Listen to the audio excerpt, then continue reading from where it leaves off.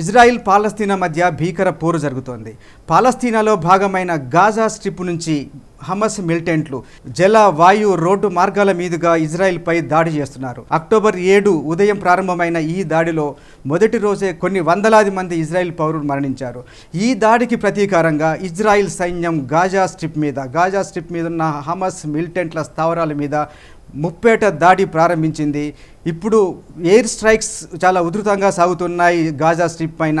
ఈ దాడిలో ఒక నగరం మొత్తం శ్మశానంలా మారిపోయింది. ఇంతకీ పాలస్తీనా, ఇజ్రాయిల్ మధ్యలో సాగుతున్న ఈ యుద్ధానికి కారణం ఏంటి? ఇజ్రాయిల్, పాలస్తీనా మధ్యలో శత్రుత్వం ఎందుకు వచ్చింది? ఈ శత్రుత్వం, ఈ రెండు దేశాల మధ్యలో వివాదానికి కారణం ఏంటి? పాలస్తీనా, ఇజ్రాయిల్ దేశాల మధ్య ఉన్న సుదీర్ఘమైన శత్రుత్వం ప్రపంచంలో మరి ఏ రెండు దేశాల మధ్యలో కూడా లేదు. ఈ రెండు దేశాల మధ్యలో శత్రుత్వానికి కారణం ఏంటి? ఒక్కసారి చూస్తే రెండు కారణాలు కనిపిస్తాయి. ఒకటి అతి పురాతనమైన కారణం, రెండోది ఆధునికమైన కారణం. పురాతనమైన కారణం ఒకటి చూస్తే మనకు మొట్టమొదట కనిపించేది జెరూసలం అనేది 3 మతాలకి పవిత్రమైన క్షేత్రం. అందులో యూదులు, క్రైస్తవులు, ముస్లింలు, ఈ 3 మతాల వారికి కూడా ఇది పవిత్రమైన క్షేత్రం. ఈ డీటెయిల్స్లోకి ఒకసారి వెళ్తే ఇప్పుడు చూస్తున్నాం జెరూసలం, ఇజ్రాయిల్కి, జోర్డాన్కి మధ్యలో ఈ జెరూసలం ఉంది. ఈ జెరూసలం 3 మతాలకి చాలా పవిత్రమైన స్థలం. అందులో ఒకటి యూదులు, 2 క్రిస్టియన్లు, 3వది ముస్లింలు. ఈ ముగ్గురు కూడా జెరూసలం అనేది చాలా పవిత్రమైన స్థలం. ఈ పవిత్ర క్షేత్రం పైన పట్టు కోసం, ఆధిపత్యం కోసం 3 మతాల మధ్యలో గొడవలు జరుగుతున్నాయి. ఆ 3 మతాల మధ్యలో జరిగిన యుద్ధాలు చివరికి పాలస్తీనా, జెరూసలం మధ్య ఇప్పుడు జరుగుతున్న వివాదాలకు, ఇప్పుడు జరుగుతున్న యుద్ధాలకు కూడా నాంది అని చెప్పాలి.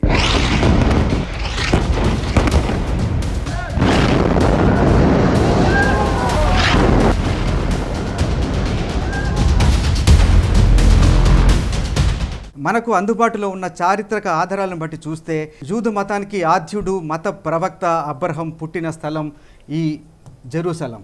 అబ్రహం ప్రవక్తకి దేవుడు ఈ జెరూసలంలోని ఒక కొండ మీద ప్రత్యక్షమై ఈ ప్రాంతాన్ని అభివృద్ధి చేయాల్సిందిగా ఆదేశించాడని, అందుకే అబ్రహం ఈ ప్రాంతాన్ని ఒక పవిత్ర క్షేత్రంగా అభివృద్ధి చేశాడని చెప్పేసి మనకు చారిత్రక ఆధారాలు ఉన్నాయి. అక్కడే దేవుడు ప్రపంచంలో మొట్టమొదటి మనిషి ఆదామును కూడా ఈ కొండ మీద సృష్టించాడని చెప్పేసి యూదుల నమ్మకం. అందువల్ల ఈ ప్రాంతం యూదులకి అత్యంత పవిత్రమైన స్థలంగా వాళ్ళు భావిస్తూ ఉంటారు.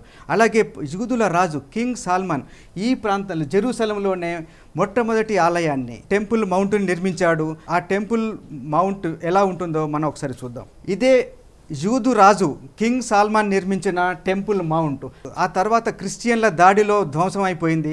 ఆ తర్వాత దాన్ని పునర్నిర్మించారు. ప్రస్తుతం టెంపుల్ మౌంట్ ఈ విధంగా ఉంది. దీన్ని మనం ఇక్కడ చూడొచ్చు.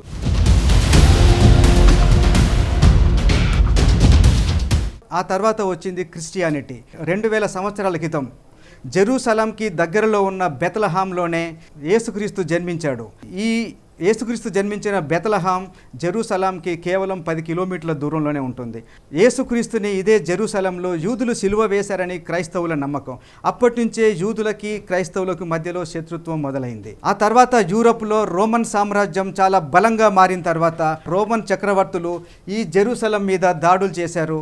అక్కడ అప్పటికే నిర్మించిన టెంపుల్ మౌంట్ను ధ్వంసం చేసి ఆ ప్రాంతంలో ఒక భారీ చర్చిని నిర్మించారు. అందువల్ల ఈ ప్రాంతం క్రైస్తవులకు కూడా పరమ పవిత్రమైన స్థలం అయిపోయింది. రోమన్ చక్రవర్తులు తమ ప్రవక్త యేసుక్రీస్తుని సిలువ వేసిన యూదులపై కక్షగట్టారు. అందుకని జెరూసలం ప్రాంతం మీద దండెత్తి చిన్నపిల్లలతో సహా ఎవరిని వదలకుండా, శత్రుశేషం మిగలకూడదు అనే సంకల్పంతో అక్కడున్న యూదులందరినీ కూడా ఊచకోత కోయడం మొదలుపెట్టారు. భయభ్రాంతులకు గురైన యూదులు అక్కడి నుంచి ప్రపంచంలో నలుమూలలకి చెల్లా చెదరైపోయారు. అక్కడి నుంచి పారిపోయారు. దాంతో ఆ ప్రాంతంలో యూదుల ఉనికి లేకుండా అయిపోయింది.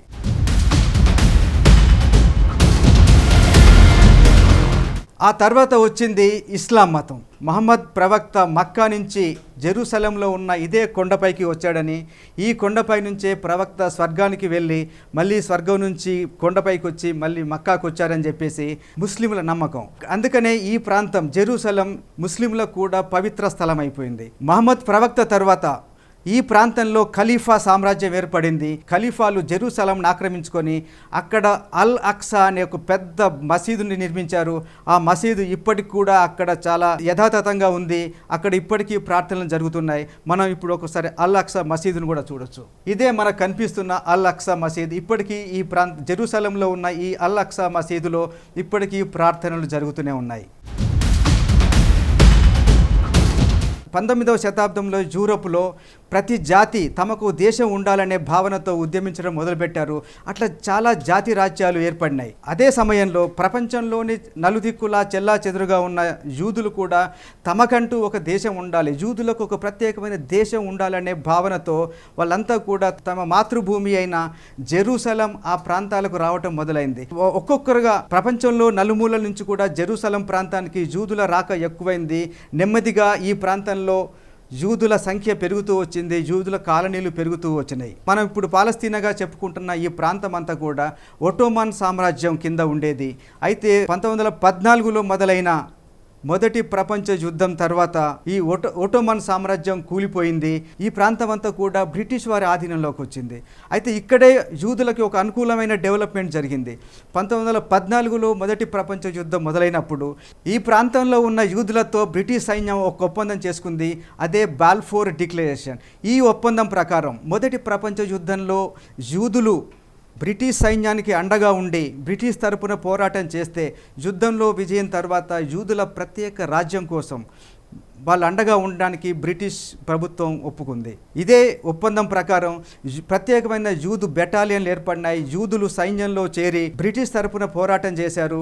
మొదటి ప్రపంచ యుద్ధంలో బ్రిటిష్ దాని మిత్ర దేశాలు గెలిచాయి. ఒట్టోమన్ సామ్రాజ్యం కూలిపోయింది. దాంతో ఈ ఒట్టోమన్ సామ్రాజ్యంలో భాగంగా ఉన్న పాలస్తీనా కూడా బ్రిటిష్ వారి వశమైంది.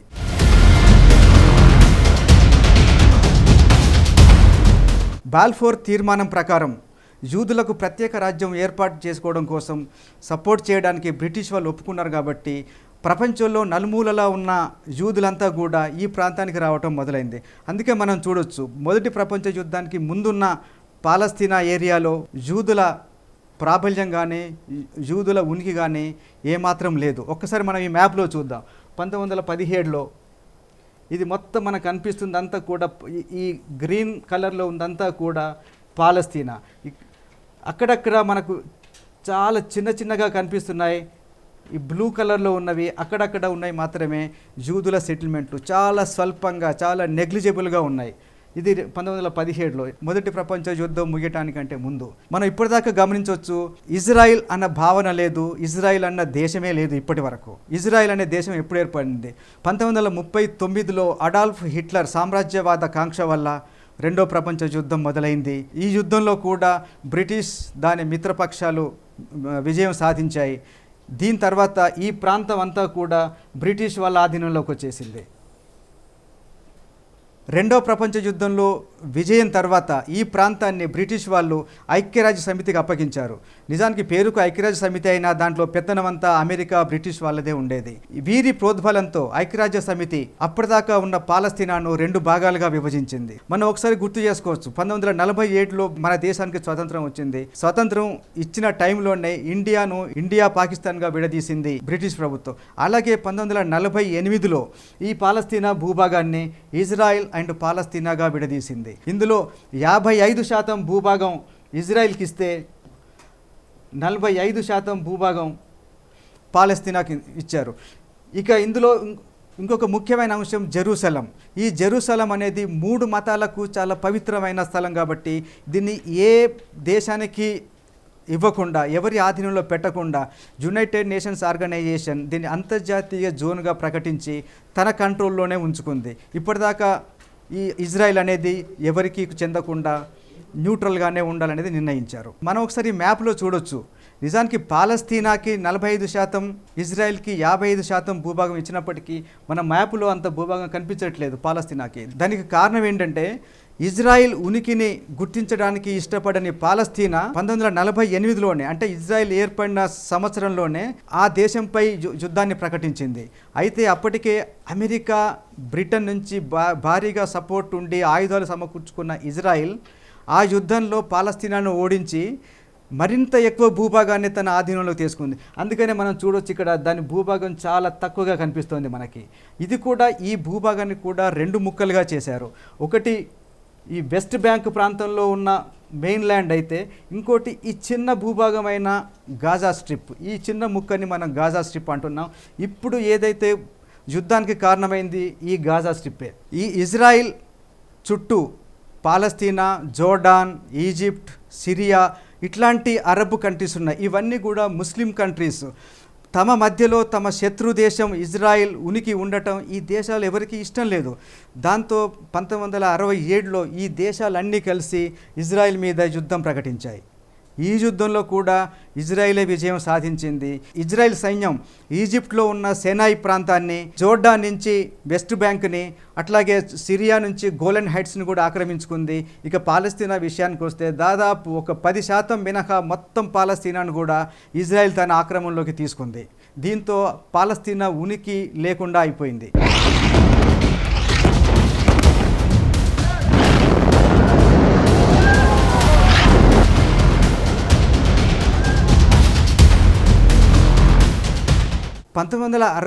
యుద్ధం తర్వాత ఆల్మోస్ట్ పాలస్తీనా ఉనికి లేకుండా అయిపోయింది.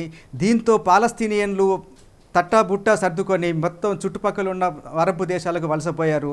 అయితే అరబ్ దేశాల సహాయంతో పలు తీవ్రవాద సంస్థలు ఏర్పడి ఇజ్రాయిల్ మీద దాడులు మొదలుపెట్టాయి. ఈ దాడులు ఈ ప్రాంతంలో తీవ్ర అశాంతికి కారణం కావడంతో 1993లో ఓస్లో ఒప్పందం కుదిరింది పాలస్తీనాకి ఇజ్రాయిల్కు మధ్య. ఈ ఒప్పందం ప్రకారం పాలస్తీనాను 3 భాగాలుగా చేశారు. ABC కేటగిరీలుగా విభజించారు. దీంట్లో చూడొచ్చు మనం, ఇది పాలస్తీనా అయితే పాలస్తీనాలో గ్రీన్గా ఉండే భాగాలతో పాటు బ్లూగా ఉండే ఇజ్రాయిల్ భూభాగాలు కూడా ఉన్నాయి. 1967లో ఎప్పుడైతే ఇజ్రాయిల్ పాలస్తీనా భూభాగాలను ఆక్రమించుకుందో, ఇక్కడి నుంచి తమ ప్రజల్ని పాలస్తీనాకు తీసుకెళ్ళి అక్కడ తమ కాలనీలు ఏర్పాటు చేసుకునేలాగా ప్రోత్సహించింది. దీంతో పాలస్తీనా మెయిన్ ల్యాండ్లో కూడా విపరీతమైన ఇజ్రాయిల్ కాలనీలు ఏర్పడినాయి. ఇక్కడ ఆధిపత్యం అంతా కూడా ఇజ్రాయిల్ చేతిలోకే వెళ్ళిపోయింది. ఆ తర్వాత 1993లో ఓస్లో ఒప్పందం ప్రకారం ఈ ప్రాంతాన్ని 3 భాగాలుగా విభజించారు, ABC అని. ఏ భాగం అంతా కూడా కంప్లీట్గా పాలస్తీనా కంట్రోల్లో ఉంటే, బి భాగం పాలస్తీనా అధికారం ఉన్నా కూడా అక్కడ సైన్యం, నీళ్లు ఇవన్నీ కూడా పూర్తిగా ఇజ్రాయెల్ చేతిలో కంట్రోల్లో ఉంటాయి. అట్లాగే సి భూభాగం అంతా కూడా పూర్తిగా ఇజ్రాయెల్ చేతిలోనే ఉంటుంది. నిజానికి 60% భూభాగం సి కేటగిరీగా నిర్ణయించారు. అంటే పాలస్తీనా మెయిన్ ల్యాండ్లో కూడా ప్రధానమైన భూభాగం అంతా కూడా ఇజ్రాయెల్ చేతిలోకే వెళ్ళిపోయింది. ఇక మిగిలిందల్లా గాజా స్ట్రిప్.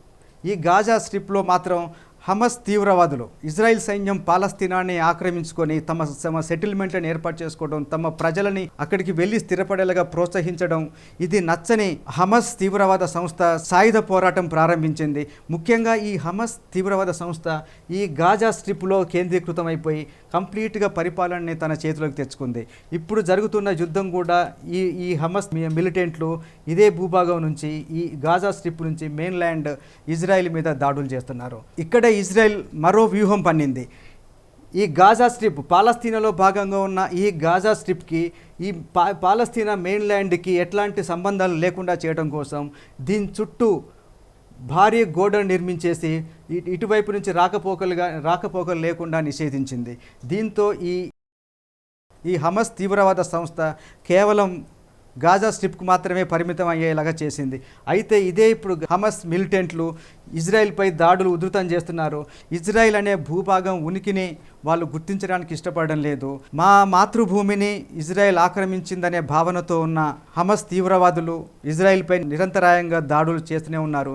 దానికి ప్రతిగా ఇజ్రాయెల్ హమస్ తీవ్రవాదుల స్థావరాలపైన, వారున్న నగరం పైన తీవ్రమైన వైమానిక దాడులు చేస్తోంది. ఇప్పటికీ ఆ నగరాలన్నింటినీ కూడా నేలమట్టం చేసే ప్రయత్నం చేస్తోంది. అయితే హమస్ మిలిటెంట్లు చేస్తున్న ఈ దాడులు కేవలం ఇజ్రాయెల్ పాలస్తీనాకు మాత్రమే పరిమితం అవుతాయా, అంతకు మించి ఇంకా యుద్ధం తీవ్ర రూపం దాలుస్తుందనే భయాందోళనలు కూడా వ్యక్తమవుతున్నాయి. ఎందుకంటే ఈ చుట్టుపక్కల ఉన్న అరబ్ దేశాలు పాలస్తీనాకు సపోర్టుగా ఆయుధాలని కానీ సైన్యాన్ని కానీ పంపి ఇజ్రాయెల్ మీద దాడికి ప్రోత్సహిస్తే ఈ యుద్ధం మరింత తీవ్ర రూపం దాల్చి మరింత ప్రాణ నష్టం జరిగే ప్రమాదం ఉంది. చూడాలి ఈ ఐక్యరాజ్య సమితి కానీ మిగతా అగ్రరాజ్యాలు కానీ ఈ సమస్యకు ఎలాంటి పరిష్కారం చూపిస్తాయో చూడాలి.